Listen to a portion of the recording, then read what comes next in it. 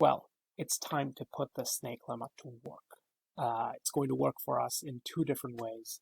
One, it's going to help us define something that we weren't able to define or study earlier.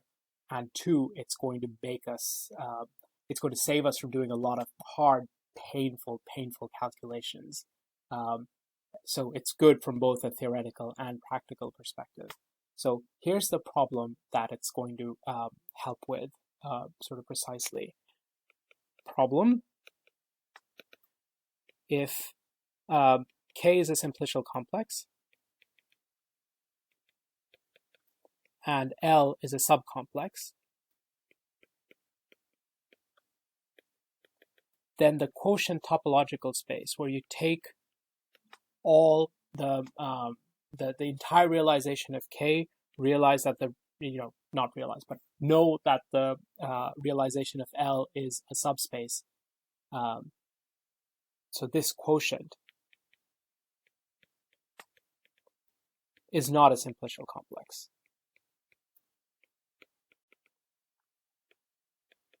The easiest case is if K is this solid one simplex and L is the boundary vertices, which is the boundary. Then if you crush all of L to build the quotient, then you will get something like this, and that's clearly not a simplicial complex. So that's no good to us. Okay, so that's the problem. It's not a simplicial complex. So how to study the homology of quotients? I cannot spell quotients. Let's try one more time. Quotients. Good. Okay, this is the problem that the snake lemma is going to help us solve. It requires just a little bit of setup. So just note, it's not a proposition. You don't get points for proving this. So there is an inclusion or an injective chain map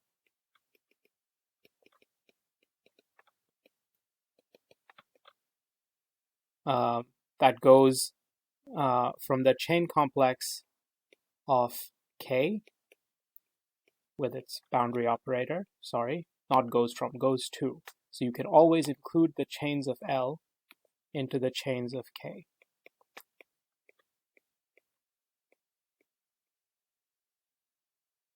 Right, so that every chain in L is a chain of K, and the boundaries in of simplices in L are just the same boundary of that simplex in K, because L is closed. It's a simplicial complex. So if you take a face of anything in L, it lies in L. So there's you should really check this, but the inclusion of chains into chains is going to give you a chain map that's of course injective. Now, the question, or the idea really, is to extend this to a short exact sequence. So you already have this. So this is good. The first map being injective is important. And now we need some sort of surjective chain map to what goes here. That's the question. And really, the fact that you want this to be a short exact sequence nails that star down. You don't get too much of a choice. So let me tell you what goes there.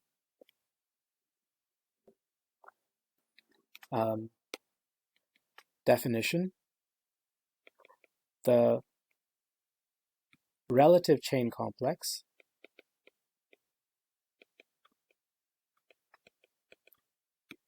of this pair L, which is a subcomplex of K, has, to define a chain complex, I need chain groups for every dimension K, and I need a boundary operator. the k chains, which we'll write ck of both k and l. So we'll separate them with a comma. Are defined to be, we take the k chains of k, so far so good, and that's a vector space, and the k chains of L form a subspace, so you can always pass to the quotient. Good. And boundary operator, which we'll say dkl, this goes from the k chains that we have just defined as a quotient to the k minus 1 chains, induced by the big boundary operator k. Now, what I mean by induced by the big boundary operator k is that this sends ck to ck minus 1 and sends ckl to ck minus 1l. When it's restricted to L, this is the same as so what I want to say is that yeah, let's write this down carefully.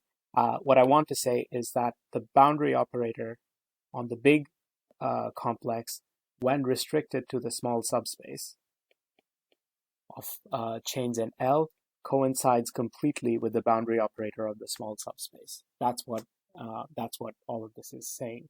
So because it sends the numerator to the numerator and the denominator to the denominator, and it induces a well-defined map on the quotient spaces, good. And because del k itself squares to 0, this quotient-induced map will have to also, when you compose k with k plus 1, give you 0. So this is a chain complex. And the homology of this chain complex, so this is part A of the definition, the homology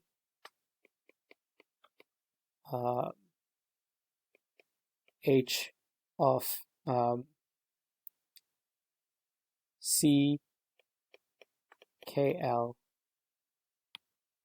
let's just write the homology of this chain complex.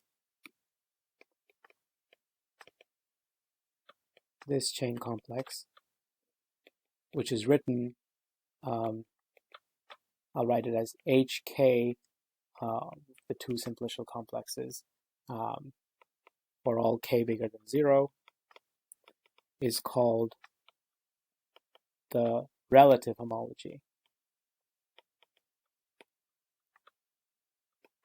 Homology of the pair KL. And this is really what's measuring the homology of the quotient.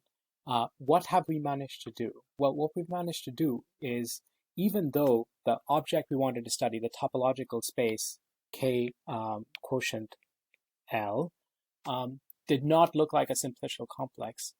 So we couldn't take a quotient on the topological level while being able to compute homology. We passed to the chain maps, and here, when we look at the chain complexes and the inclusion chain maps, you are allowed to quotient vector spaces, right? So the quotients we've managed to accomplish, these are all algebraic quotients. The CKL is an algebraic quotient of a vector space by another vector space, and the boundary map is induced map on the quotients.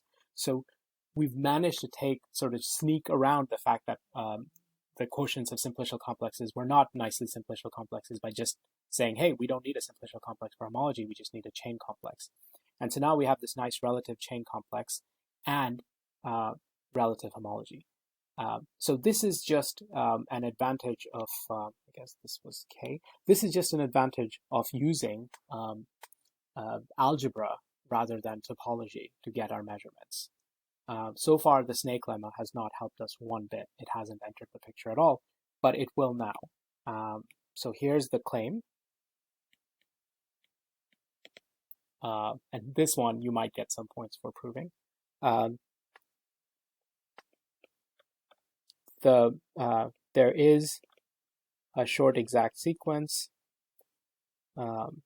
So you start with the chains in L. which as before included into the chains in K. And now you can project to the quotient, which is what we've just defined, the chains in K mod L. So that's the quotient mod L, and then the induced boundary operator KL. Okay, now, so by snake lemma, which was the exclusive focus of our previous lecture, there exists a connecting, I cannot spell connecting either, it's one of those days, connecting homomorphism, or really a family of connecting homomorphisms, which we will just call dk, which go from the homology of the third thing, so that's the relative homology of the pair KL, to k minus 1 homology of L. That fit into an exact sequence. Okay, to write the exact sequence, I'm going to write the inclusion map as an I or an iota because we're being fancy in Greek today, and the projection map as a pi. So when I say the map on homology HKI, I just mean induced pi inclusion. So what does it look like? Well, we have HK of L mapping via this inclusion into H of K, and then via the projection HK, this relative homology that we've just defined. Now, super important to note, the fact that the chain map iota was an injection does not in any way mean that the induced map on homology will be an injection for any dimension K. Because when you pass to the quotient, you lose this injectivity properties. Okay, so this is in K. There's going to be another row of these for K minus 1.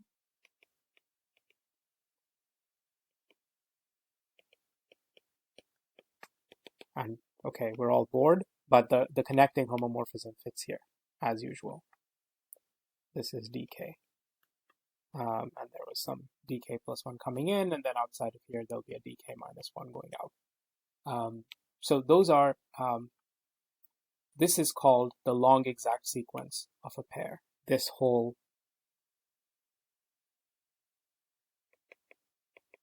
is called the long exact sequence of the pair KL. Okay, so the fact that we were working algebraically has let us define a homology for quotients of K by some subcomplex L. So that was nice. And now we have, for any LK pair, this long exact sequence on homology, relating its homology to the homology of K, the homology of L, but all the dimensions are sort of screwed up, they're mixed in, right? So this, to understand the dimension, to understand the K-dimensional relative homology, you have to know the incoming projection map induced homology from K and the outgoing connecting homomorphism induced map and homology from HKL to HK minus 1 out. Okay, so how does this help you to compute things? Let me give you an example where this is going to be extremely useful. So this is a computation which, if you didn't use the long exact sequence for, you would be here for hours and hours computing kernel mod image.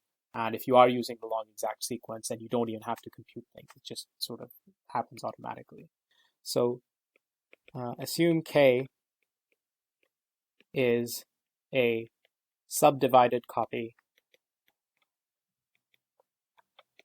of the solid 2 simplex.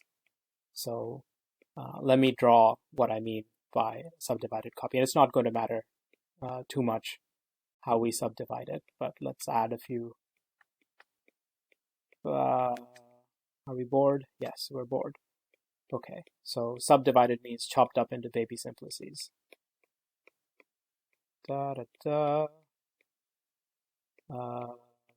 let's make sure we don't have any four-sided things. And let's pretend, I think actually it's true.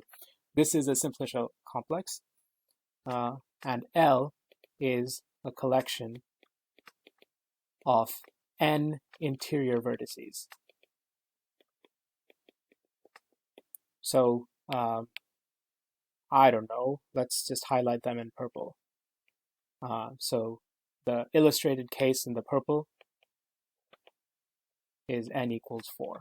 So this is a perfectly good pair of simplicial complex and subcomplex.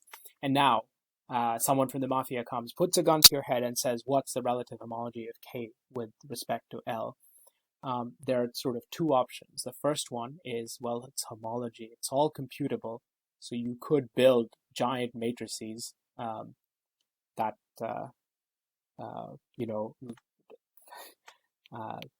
have the two chains mapping to the one chains via boundary operators, and every two simplex you see over here is going to be an element of C2 of K, and every edge is going to show up, and then you'd have to do all of that work to compute the map, and then you'd have to build a quotient space by killing all the chains that come from L. It's a pain. So there's a lot of linear algebra there involved. You might have to program a computer. That's another bugs. Okay, here's how you do it with a long exact sequence.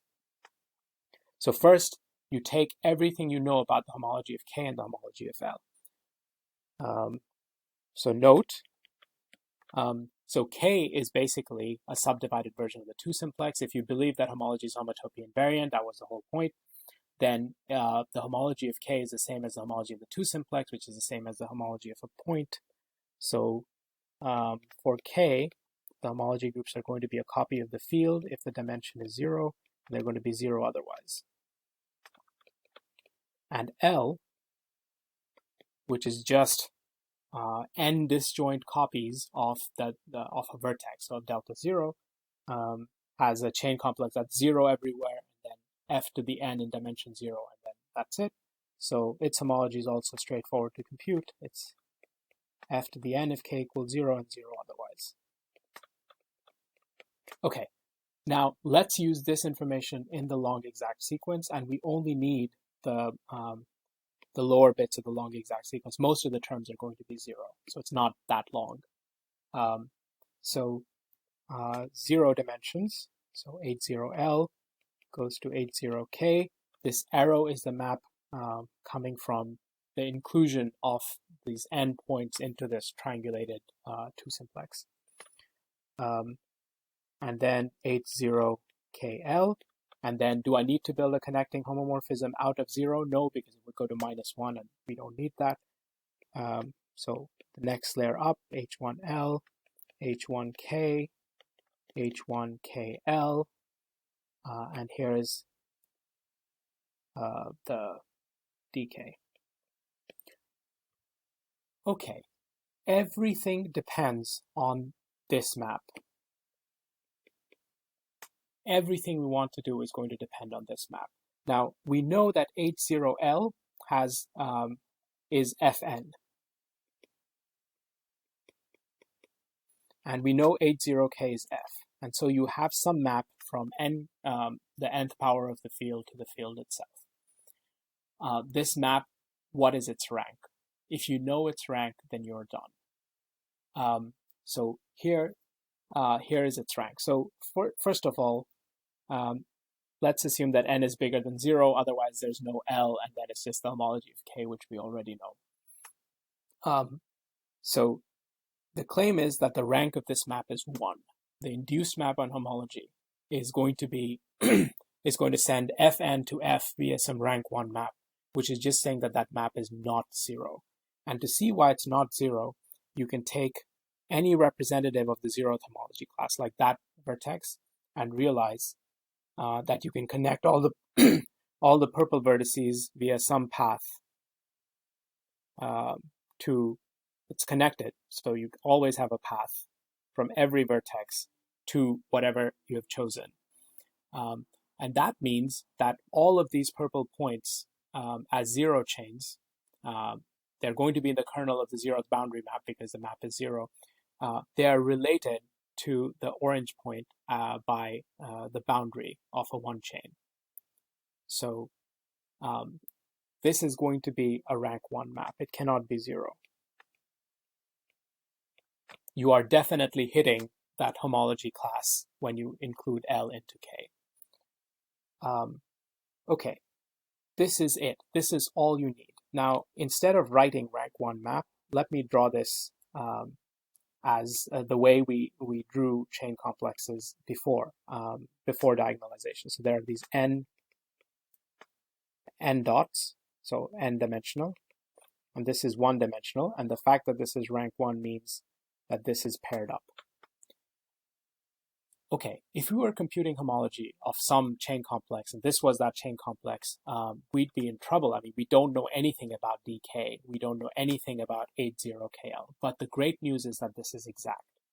Because this is exact, we're not allowed to have any unpaired things. None of these can be unpaired. They have to pair with something either before or something after. And something after, well, it cannot pair with anything else in 80K. So these n-1 dots have to go somewhere, which means, let's go up here. We know this is 0. We know this is 0, although it doesn't matter so much, which means because this is 0, so the image of this map is 0. That means that the kernel of dk is 0, which means dk is an injection, is injective.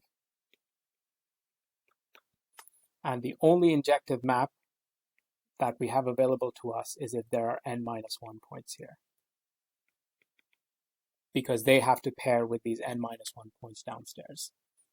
For similar reasons, this goes to 0, and there cannot be even a single point here, because if there was a point here, if this had dimension 1, it would have to pair with something either to the left or something to the right, but there's nothing left for it to pair with. And again, the fact that there cannot be any unpaired basis vectors here is just a consequence of the fact that this is an exact sequence, so this has 0 homology itself when treated as a sequence of vector spaces. It'll be fun. Maybe not for your friend. Okay, great. See you in the next lecture.